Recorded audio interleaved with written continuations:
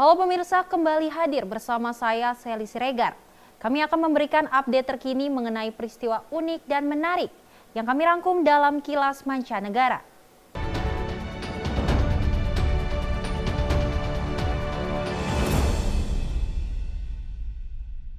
Langsung saja pemirsa, serial dan film horor menjadi salah satu jenis hiburan favorit bagi sebagian orang.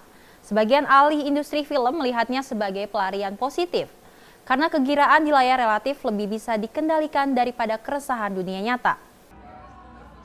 Pengunjung ke sebuah toko pop-up imersif di Los Angeles, negara bagian California, bisa kembali menyelami kengerian saat melihat berbagai serial horor dan thriller dari jaringan streaming video Netflix. Squid Game misalnya yang sukses luar biasa pada 2021 mengisahkan kenekatan orang yang terjepit secara ekonomi dan sering berakhir tragis. What we wanted to do is offer fans of the shows an opportunity to get exclusive items that aren't available anywhere else. And Squid Game is a great example of that. Here we have the very famous Young Hee doll standing above us. She's always watching, so fans of the show know that that's sometimes a good thing, sometimes a bad thing. But we also have a great selection of merch here and exclusive teas that bring the Squid Game show to life in really unique ways.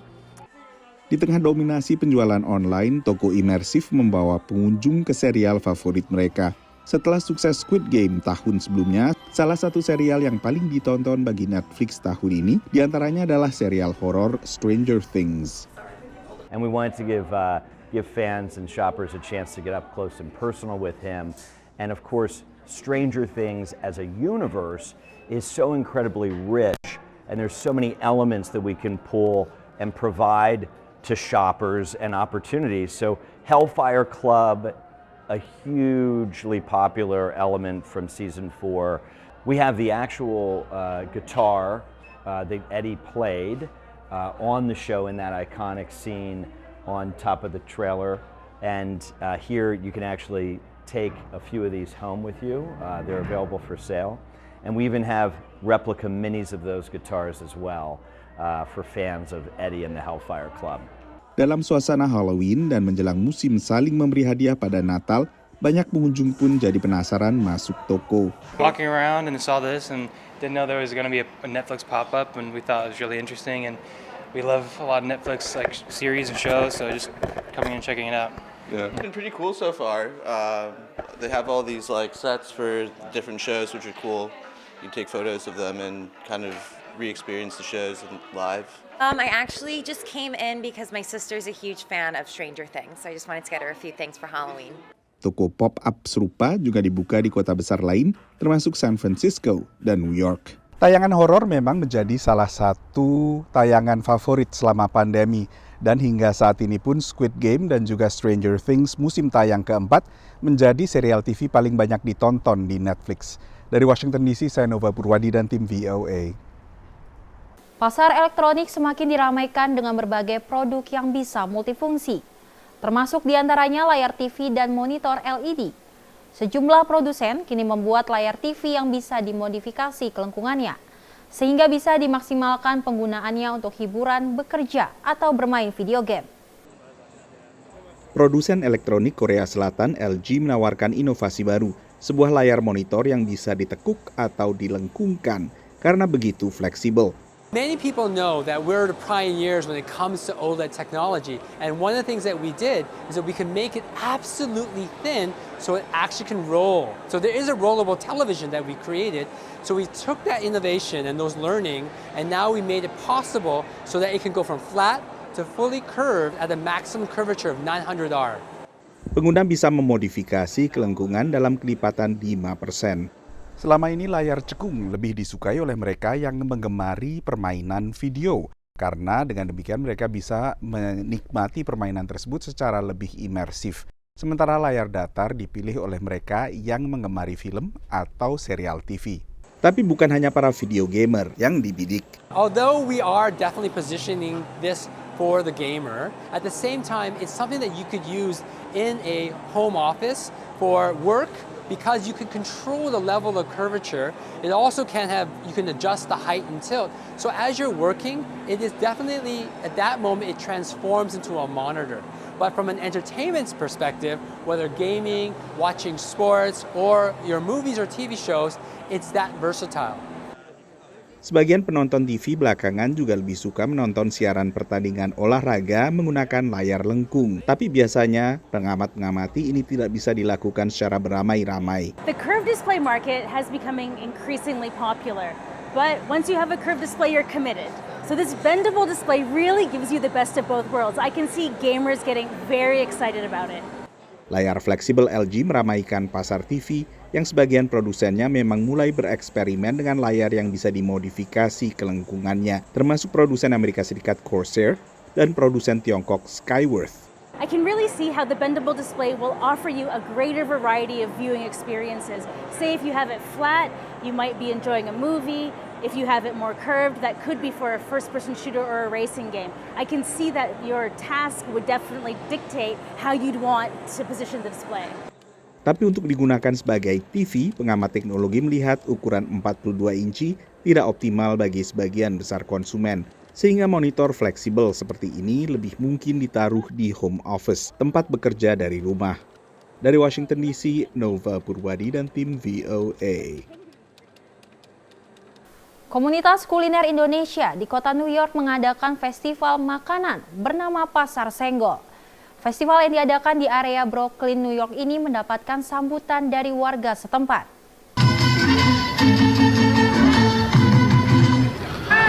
Untuk kedua kalinya, pada akhir minggu lalu, sebuah festival Indonesia bernama Pasar Senggol kembali digelar di area Greenpoint, Brooklyn, New York. Acara yang ditujukan untuk mempromosikan seni budaya dan kuliner Indonesia ini menarik minat warga di sekitar area Brooklyn, Queens, dan Manhattan. Kalau pesertanya ada 17 dan penontonnya kurang lebih mungkin ada 1.000 ya.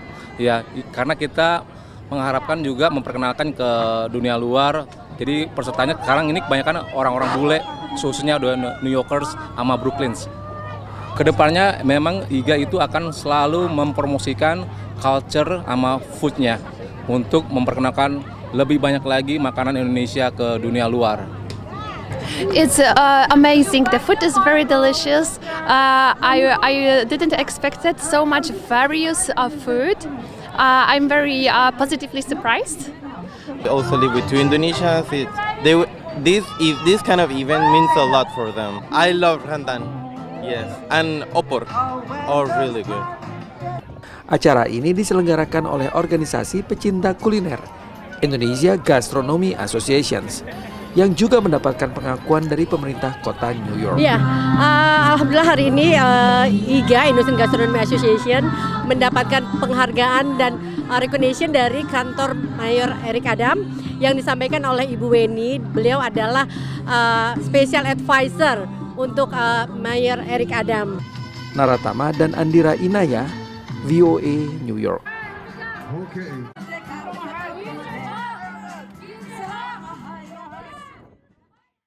Pemirsa, Gaslamp Quarter adalah sebuah kawasan tua di kota San Diego, California yang sudah ada sejak 1860-an. Dulunya merupakan kawasan pemukiman kolonial bangsa Spanyol. Saat ini kawasan dikenal sebagai pusat kuliner, entertainment, dan hiburan malam dengan ciri khas bangunan abad ke-19.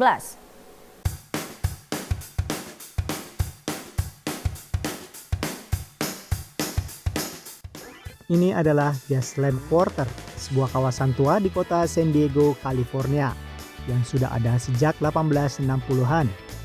Dulunya merupakan kawasan pemukiman kolonial bangsa Spanyol. Sekarang kawasan ini dikenal sebagai pusat kuliner, entertainment, dan hiburan malam dengan ciri khas bangunan abad 19. It's super fun, especially at nighttime. They have like lots going on, big party scene, so definitely recommend if you are looking for a party scene. Gaslamp Quarter biasanya tidak begitu ramai di siang hari, namun karena hari ini ada acara besar, Comic Convention atau lebih dikenal dengan sebutan Comic Con, daerah ini menjadi tempat berkumpul para pecinta komik, cosplay, dan pengunjung Comic Con. Comic Con tomorrow, hanging out today. Restoran dan toko-toko juga meramaikan suasana dengan memasang dekorasi bertema komik, menjadikan lokasi yang strategis untuk nongkrong. Everything's walkable, everything's close together, and there's some rooftop bars which are fun. Okay, and you? I just love that there's great places to eat, and like she said, it's walkable, which is super fun. There's always stuff to see. Di kawasan ini ada sekitar 16,5 blok pemukiman dan tempat usaha yang sudah mulai ramai pengunjung. Jalan Fifth Avenue merupakan pusat keramaian di Gaslamp Quarter yang memiliki luas 15 hektar. Dari Gaslamp Quarter, Ronan Zakaria dan Irfan Ihsan, 5 kilo VOA.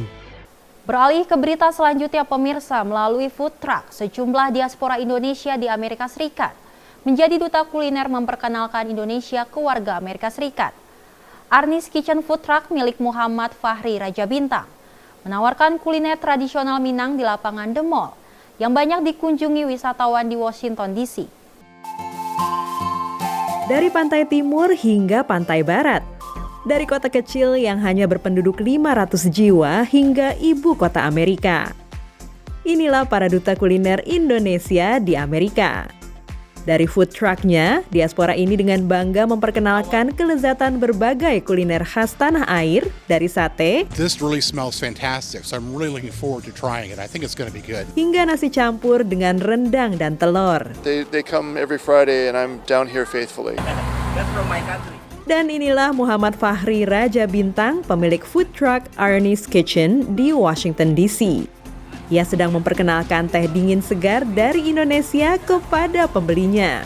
Food truck milik Fahri menawarkan kuliner Indonesia, khususnya masakan Padang. Rata-rata dia suka rendang, mungkin karena rendang ya? Iya, CNN itu, jadi berdasarkan informasi itu, mereka nyoba rendang dan ternyata mereka datang lagi gitu. Alhamdulillah.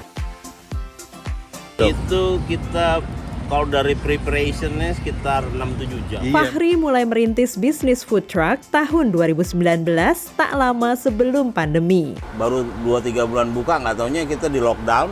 Wah. Ada 500 truk lebih yang harus tutup. Seluruh truk di DC Di itu. seluruh DC? Iya, harus. Tapi alhamdulillah nggak tutup, Mas. Iya, terus saya coba cari alternatif lain. Oh iya. Jadi saya switch ke Indonesian Community. Setelah pandemi, Arnis Kitchen mulai membidik pangsa pasar warga Amerika. Memilih lokasi di sekitar lapangan The Mall yang banyak dikunjungi wisatawan, food truck ini tak sekedar menawarkan rendang, sate atau batagor, tapi sekaligus membawa nama Indonesia di ibu kota Amerika ini. Terus itu citra Indonesia itu harus kita tonjolkan ke Betul. Fahri pun berharap pemerintah mau membantu pemilik UKM sepertinya untuk semakin mengangkat nama Indonesia di Amerika. Dari Washington DC, Dania Iman, Nia Iman Santoso, dan tim VOA.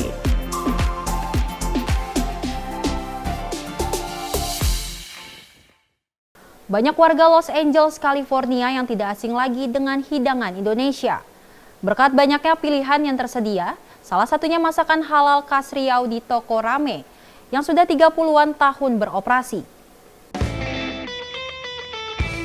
Kali ini saya berada di Los Angeles, California. Lebih tepatnya di kawasan Bellflower. Kabarnya di sini ada restoran halal yang sudah ada sejak 31 tahun lalu. Ini dia, Toko Rame Indonesian Restaurant. Pemiliknya Elvira atau Unisa Ada, asal Riau. Setelah saya datang sini tahun 1995, itu tuh udah jalan 3 tahun ya. Ya sampai sekarang saya masih bekerja di dapur ya. Sejak Oktober 2021, Unisa Ada mengambil alih kepemilikan restoran dan sudah menyajikan makanan halal sejak pertama kali buka tahun 1992. Restoran ini menyediakan makanan dari berbagai daerah di Indonesia, diantaranya nasi rames, gulai otak, gulai cincang, dan juga makanan khas Riau. Khas Riau itu kayak roti cane ya, gulai terong kayak gitu kan. Itu khas Riau tuh yang gulainya hitam, masak hitam, kari hitam. Habis itu kita ada lontong mie, itu juga dari Riau. Tapi kita udah nggak ada lagi di menu sekarang.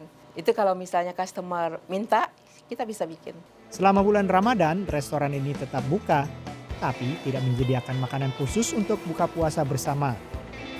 Namun ada satu hal yang menarik dari restoran ini. Selama Ramadan kita nggak makan di dalam. Sepakat sama Uni juga kan. Ya udah kita tunggu aja. Jadi kita bisa taraweh, bisa buka lebih nyaman lah gitu kayak gitu. Tapi ada pengecualian bagi pelanggan yang sudah sepuh diperkenankan untuk menyantap hidangan di tempat. Mayoritas pelanggan orang Indonesia dan warga sekitar, terutama warga Amerika keturunan Belanda. I've been coming here for years. My parents and I are part of the Dutch Indonesian community. Nasi bungkus dan nasi kuning adalah menu favorit pelanggan. Tapi hari ini saya pesan nasi goreng ikan asin yang sudah cukup lama saya idam-idamkan. Dari Bellflower, California, Ronan Zakaria dan Dania Iman, selamat menjalankan ibadah suci Ramadan. Sampai jumpa. Semakin banyak variasi restoran berlabel halal yang ada di Amerika selain masakan Timur Tengah. Kali ini mengunjungi salah satu outlet restoran waralaba Amerika Best Wings di kota Arlington, negara bagian Virginia, yang memadukan berbagai menu khas Amerika berbahan utama sayap ayam dengan makanan khas Pakistan seperti samosa dan katni. Semakin banyak variasi restoran halal yang ada di Amerika selain masakan Timur Tengah. Kali ini kami mengunjungi salah satu outlet restoran waralaba America's Best Wings di Arlington, Virginia. It's an American restaurant with a touch of Pakistan. Ahad Ali adalah salah seorang pemilik restoran ini yang berasal dari Pakistan. And I grew up in America. And of course, I'm Pakistani by birth, but I think I have Americanized myself, and it's you grow into the culture. There is plenty of halal options, but unfortunately, a lot of halal options that we have are very traditional options. So I wanted to bring something to the community that gives them Americanized halal food. Uniknya, America's Best Wings memberikan ruang bagi para pembeli waralaba ini untuk memodifikasi hingga 5% dari total menu di outlet mereka.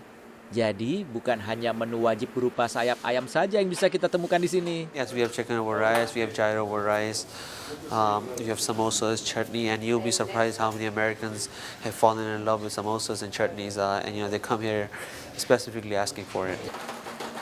Bukan hanya itu saja, Ali bersama ayahnya yang juga rekan usahanya bernama Masud Alam menjadikan restoran ini 100% halal, walau dengan biaya yang lebih mahal.